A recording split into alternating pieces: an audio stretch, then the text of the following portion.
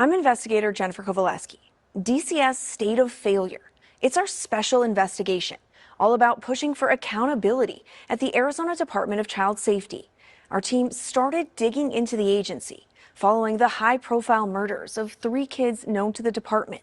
We continue our coverage with the lawmaker pushing for changes to the DCS hotline.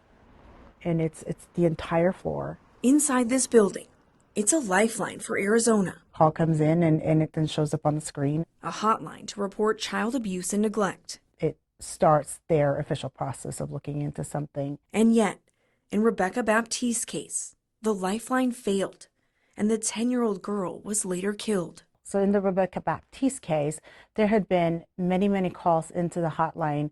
State Senator Karen Warner has toured the DCS call center and says fixing the state's broken child welfare system starts here. How important is the hotline? I think it's one of the top keys to making changes. And here's why. Rebekah's school, Empower College Prep, says they called the DCS hotline at least a dozen times. More should have been done. The conversation I continue to have with my team and our staff is that we literally did everything that we are expected to do. Natalina Merzkow is an administrator at the school.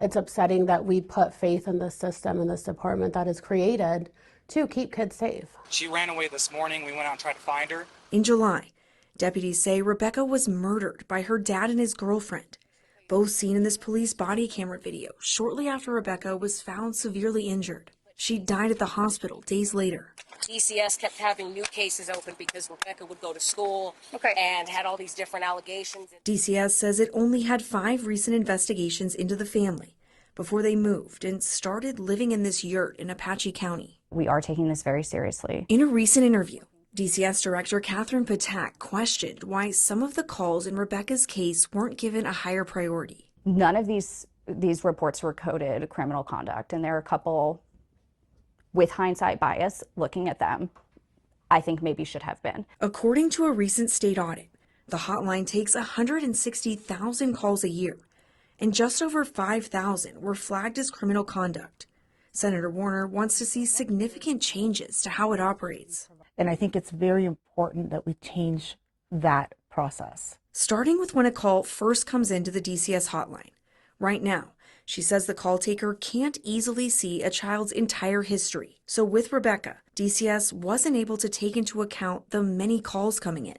Some of the things that have come into conversation and that are real tangibles that we could fix this with is updating their software so that when a call comes into the hotline and that employee puts the name of the child in, that they would be able to click on a button and see the entire case history.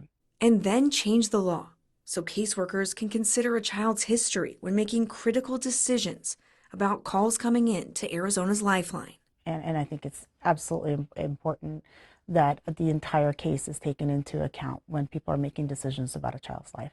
DCS declined our request to tour the call center for confidentiality reasons, but said in a statement the department is working collaboratively with Senator Warner and the governor's office to identify and implement changes to benefit Arizona's children and families. The agency says it has already taken steps to start making these changes. We will continue to push for answers. I'm investigator Jennifer Kowaleski, ABC 15, Arizona.